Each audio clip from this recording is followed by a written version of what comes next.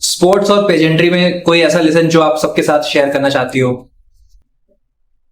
जो हमने पहले भी कहा सर कि स्पोर्ट्स में जब आप जाते हैं तो आप एक खुले माहौल में रहते हैं, आप सबसे मिलते जुलते हैं, सबसे बात करते हैं, और वहां आप महिला नहीं होते, लड़की नहीं होते, वहां आप खिलाड़ी होते हैं। तो वो एक अच्छी चीज सीखने को वहां पर मिलती है। खेलना चाहिए, जाना चाहिए, तन स्वस्थ मन स्वस्थ तो होता ही है। और ब्यूटी पेजेंट के लिए भी जैसे हमने आपको बोला कि वहां आपका आत्मविश्वास बढ़ता है। हमको लगता है कोरबा से शायद हम पहले महिला हैं जिन्होंने 58 इयर्स की एज में ब्यूटी पेजेंट जाकर प्राइज जीता है। हमको वहां पर Mrs intelligent, Mrs confident prizes हमने विन किए थे। तो जरूर जाना चाहिए। आप किसी भी एज में, आपकी जो छुपी हुई प्रतिभाएं हैं, आपको वहां कुछ प्रेजेंट करना होता है। जैसे हमने डांस प्रेजेंट किया था, हम कविताएं लिखते हैं, तो हमने उस डांस का जो गीत है वो खुद लिखा था, खुद कोरियोग्राफ किया था, उसको म्यूजिक हमारे बेटे ने दी थी। वो सब जो एक आपको प्रतिभा को लोगों के सामने दिखाने का जो एक अवसर मिलता है, वो बहुत बड़ी चीज है, बहुत सुखद एहसास होता है। हमारी जितने भी दर्शक, स्पेशली जो महिला दर्शक है, वो चाहे किसी भी उम्र के पड़ाव पर क्यों ना हो, उन्हें ब्यूटी पेजेंट जाना चाहिए। होम डेकोर और गार्डनिंग जैसे अभी मैं एंटर कर रहा था तो देखा, वो आपके लाइफ को कैसे एनरिच करता है? जैसे कि आप ही ने कहा हाँ। कि आप जब एंटर हुए तो आपको काफी प्रभावित किया घर ने। ये सेंटेंस हर एंटर होने वाला जब बोलता है तो नेचुरली आपको, आपकी तारीफ आपको अच्छी लगती है, आप खुश होते हैं। जब आप खुश होते हैं तो जो जिंदगी की छोटी छोटी समस्याएं हैं वो दूर हो जाती है, आप संघर्ष के लिए तैयार रहते हैं, और जिंदगी के हर पड़ाव पर जीतने के लिए आप अपने आप को तैयार पाते हैं। तो होम डेकोर हो या गार्डनिंग हो, हम इन चीजों को ऐसे ही देखते हैं कि ये हमारी छोटी छोटी परेशानियों को दूर करके हमको जीत के लिए तैयार करते हैं। और कैरोके सिंगिंग आपके लिए फन है या फिर passion? It's for fun sir, क्योंकि अब पार्टीज में एक फैशन बन गया है गाना। एग्जैक्टली।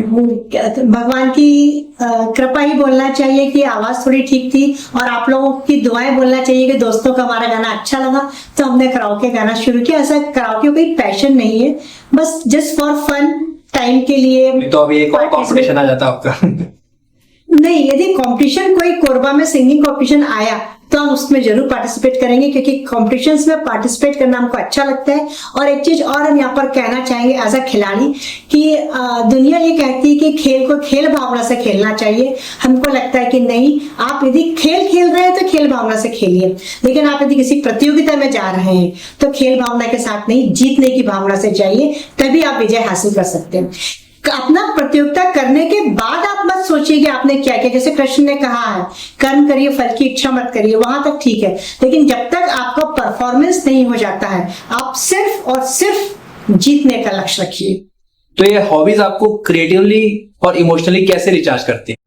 कोई भी क्रिएटिविटी हो सर, जो हमारा अपनी एक पर्सनालिटी है कि हमें थोड़ा लाइमलाइट में रहना अच्छा लगता है, हम थोड़ा एक्सट्रोवर्ट है, बहिर्मुखी हैं, और ये जो क्रिएटिविटी है हमारी सारी, ये न सिर्फ हमारी भावनाओं को व्यक्त कर देती है। जब आपकी भावनाएं व्यक्त हो जाती हैं तो आप अंदर से अपने आप को स्वस्थ और खुश महसूस करते हैं, और जब ये भावनाएं व्यक्त होने के बाद तारीफ के रूप में वापस मिलती हैं तो आपको एक एनर्जी से भर देती है, जिसकी वजह से आपके अंदर, जिसको बोलते हैं जीवन की ऊर्जा, आपको मिल जाती है और आप कदम दर कदम आगे बढ़ते जाते हैं।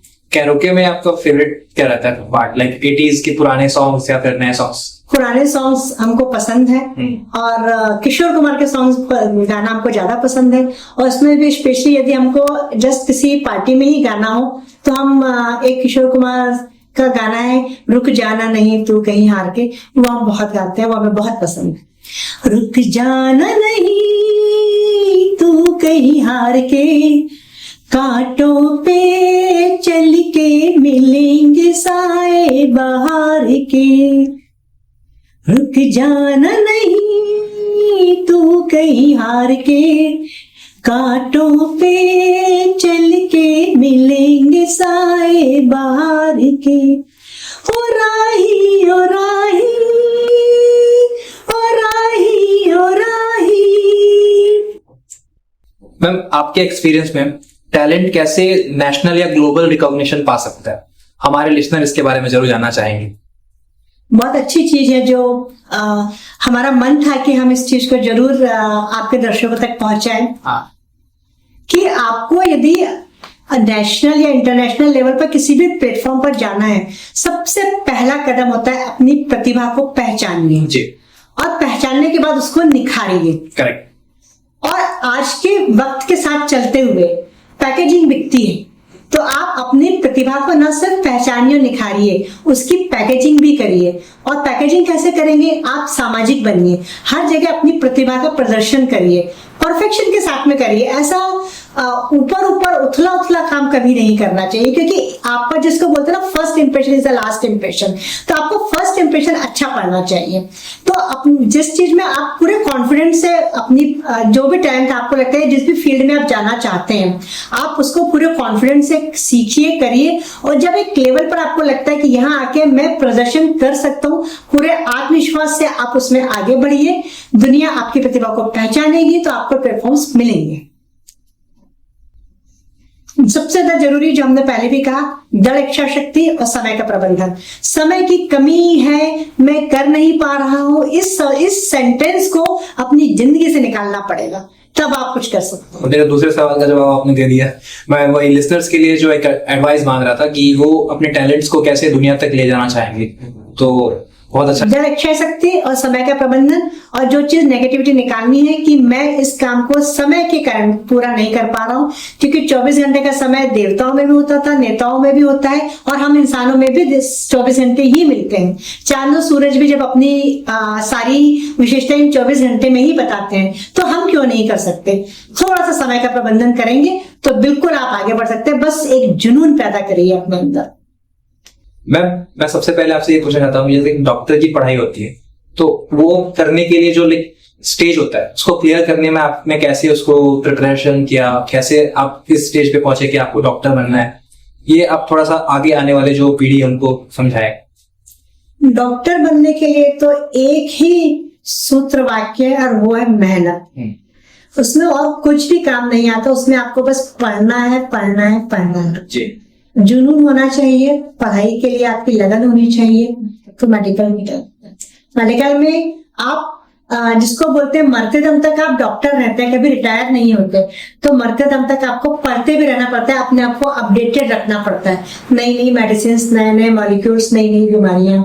जितना मैं अभी आपसे रूबरू हुआ हूँ और जितना जाना हूँ आपके बारे में, मुझे अभी अभी थोड़ा पता चला कि आपने कुछ साल पहले ही MBA की डिग्री भी ली है। तो age has no boundaries, you have proved it.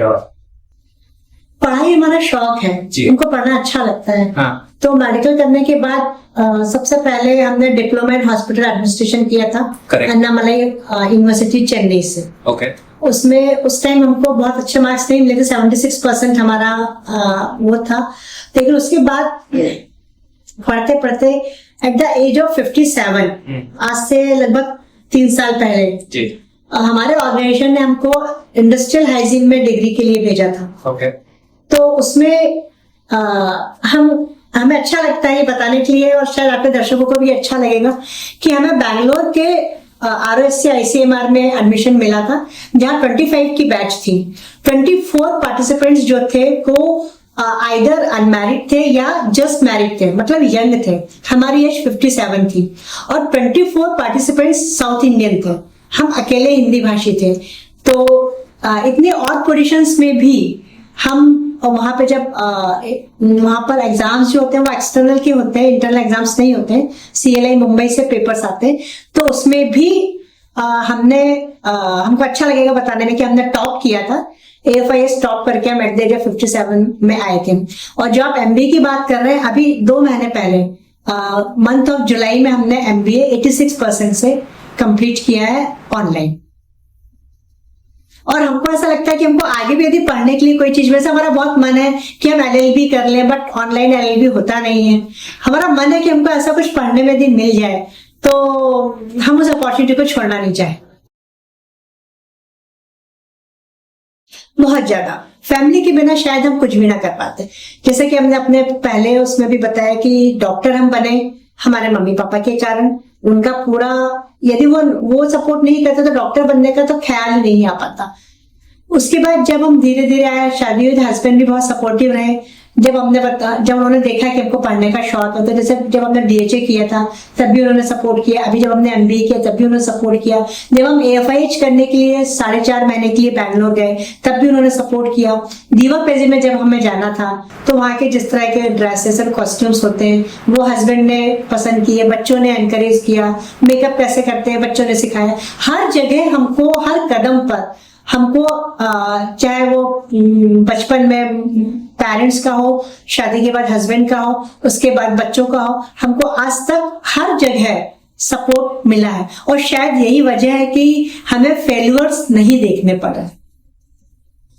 कहीं ना कहीं फैमिली का सपोर्ट बहुत मायने रखता है, कहीं ना कहीं नहीं, हर कदम पे मायने रखता है। यदि आपके फैमिली और फ्रेंड्स आपके पीछे खड़े हैं तो आप कभी गिर ही नहीं सकते।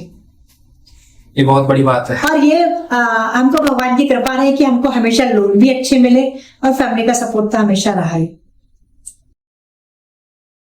परिचय तो आपने सारा दे ही दिया कि हम बाय प्रोफेशन डॉक्टर हैं, साहित्यकार हैं, खेलते हैं, लेकिन हमारे व्यक्तित्व का परिचय यदि हम देना चाहें आपको तो एक लाइन में कह सकते हैं कि हम जमीन से जुड़े वो व्यक्तित्व हैं जो आसमान को छूना चाहते हैं और इसीलिए हम क्षितिज के हर कोने को तलाशते रहते हैं और तराशते रहते हैं। लक्ष्य के ऊपर आंख रखकर और सत्य के राह पे चलते हुए उसे पाना, बस यही एक हमारा व्यक्तित्व है। और जन्म चूंकि नारी का है तो किस तरह का व्यक्तित्व हमारा है वो हम चंद लाइनों में थोड़ा शॉर्ट में आपको बोलना चाहेंगे कि मैं नारी हूँ, मैं सारी सृष्टि से न्यारी हूँ। मैं नारी हूँ, मैं सारी सृष्टि से न्यारी हूँ। मैं वो हूँ जो तज नहीं सकती अपने न्यायोचित अधिकार जी। मैं वो हूँ जो सह नहीं सकती शीश झुकाकर अत्याचार। मैं निर्भय हो बरसा सकती सत्य के दहकते हुए अंगार और मेरे अधरों पर होते हैं अंतर मन के स्वतंत्र विचार। नहीं झुकूंगी मैं दुनिया से, नहीं झुकूंगी मैं दुनिया से, नहीं करूंगी समझौता। मुर्रे सम्मुख लक्ष्य मेरा, राहों का नहीं मुझको टोटा। मृदु हाथों की कठोर तपस्या, मृदु हाथों की कठोर तपस्या लिखती है मेरी तकदीर और मेरे नैनों के जलकण में छलके मानवता का नीर। चिकित्सक होने के नाते मेरे नैनों के जलकण में छलके मानवता का नीर। मैं भवानी की शक्ति हूँ, मैं भवानी की शक्ति हूँ, बसती मुझ में कृष्ण की राधा प्यारी। मैं भवानी की शक्ति हूँ, बसती मुझ में कृष्ण की राधा प्यारी।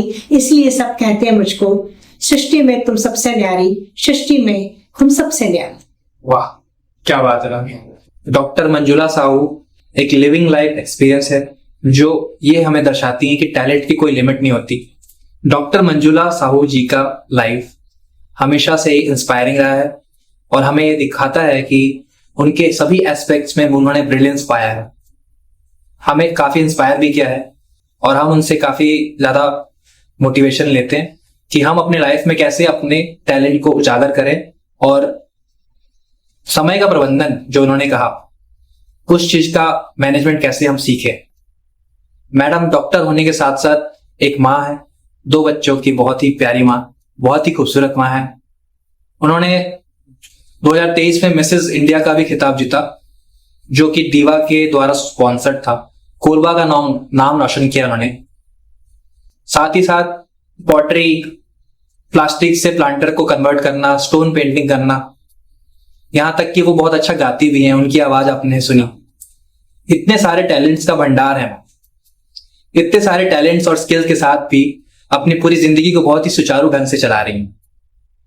अगर आप इनसे पर्सनली मिलेंगे तो आपको समझ में आएगा कि किस तरह की शख्सियत है। मैं आज इनसे मिलकर बहुत ही धन्य हो गया हूं और मैं चाहता हूं कि इनके लाइफ और इनकी जीवनी के बारे में आप जानें और इनसे प्रेरणा लें कि कैसे अपने टैलेंट्स को दुनिया के सामने लाना जरूरी होता है। कभी भी कोई टैलेंट छुपा हुआ नहीं होना चाहिए, अदरवाइज वो बेकार हो जाता है। अगले एपिसोड में एक और इंस्पायरिंग पर्सनालिटी से मुलाकात होगी।